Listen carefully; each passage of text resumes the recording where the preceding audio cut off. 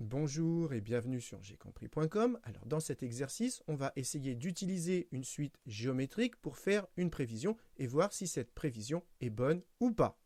Donc maintenant, comme d'habitude, appuyez sur pause, essayez de faire tout seul cet exercice et on se retrouve juste après pour la correction.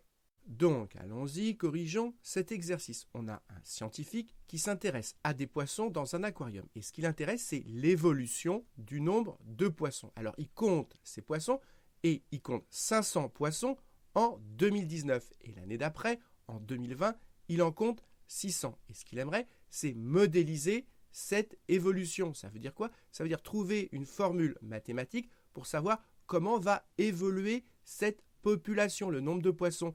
Et pour modéliser, il souhaite utiliser une suite géométrique. Alors, je rappelle qu'une suite géométrique, c'est une suite où on passe d'un terme au suivant en multipliant toujours par le même nombre qui s'appelle la raison et souvent qu'on note Q. Donc, si ici, on veut modéliser l'évolution avec une suite géométrique, eh bien, il faut regarder par combien on a multiplié pour passer d'une année à la suivante. Et justement, on est passé de 500 poissons en 2019 à 600 poissons l'année suivante en 2020. Et donc, la question qu'il faut se poser, c'est par combien on a multiplié 500 pour obtenir 600. Et bien pour cela, il suffit de calculer 600 divisé par 500. Et 600 divisé par 500, ça fait 6 divisé par 5. Et si vous faites le calcul, ça fait 1,2. Donc, ça veut dire que la population de 2019 à 2020, elle est passée de 500 à 600. Autrement dit, elle a été multipliée par 1,2. Et donc, si on modélise cette situation par une suite géométrique, eh bien, ça veut dire que la raison, la valeur par laquelle on a multiplié, c'est 1,2. Et maintenant, il n'y a plus qu'à le rédiger. Et pour rédiger, j'écris juste que la raison de cette suite, que je vais appeler Q, eh bien c'est le calcul que j'ai fait ici. C'est 600 divisé par 500, ça fait 6 cinquièmes, c'est-à-dire 1,2. Ensuite, on nous dit que le scientifique compte 761 poissons en 2022. Et on nous demande que penser de cette modélisation. Autrement dit, est-ce qu'elle est bonne ou pas? Eh bien, pour le savoir, on va calculer combien on a de poissons en 2022 d'après la modélisation et on comparera par rapport au nombre de poissons qu'on a en réalité.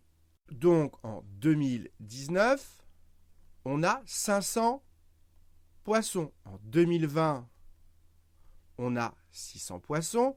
Et maintenant, on va calculer d'après la modélisation combien on a de poissons en 2021 puis en 2022 et on comparera par rapport au nombre de poissons qu'on a en réalité.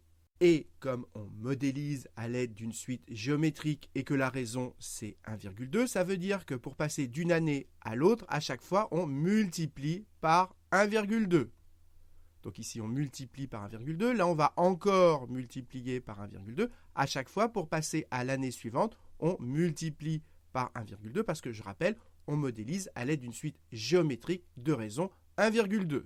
Alors, 500 fois 1,2, on sait déjà que ça fait 600 d'après la première question. On peut quand même le vérifier avec sa calculatrice. 500 fois 1,2, ça fait bien 600. Maintenant, pour avoir le nombre de poissons en 2021, je prends donc 600 et je multiplie par 1,2.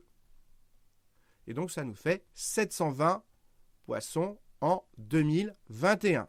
Et pour savoir combien il y a de poissons en 2022, je remultiplie ce résultat, 720 par 1,2. Donc je fais fois 1,2 et donc ça me fait 864. Donc ça veut dire qu'en 2022, d'après cette modélisation, il y aurait 864 poissons. Or, en réalité, des poissons, il y en a 761. Et 761, c'est quand même très loin de 864. Et donc ça veut dire que cette modélisation n'est pas bonne. C'est exactement ce que j'ai écrit ici.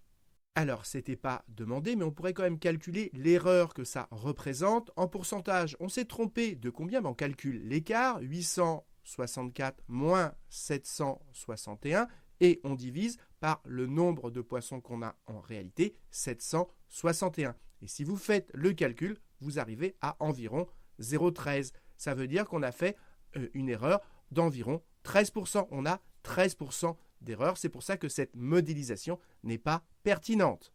Donc voilà, cette vidéo est terminée. J'espère que vous avez bien compris ce que veut dire modéliser, ce que c'est qu'une suite géométrique. Et comme d'habitude, si vous avez apprécié cette vidéo, n'hésitez pas à la partager et à la liker.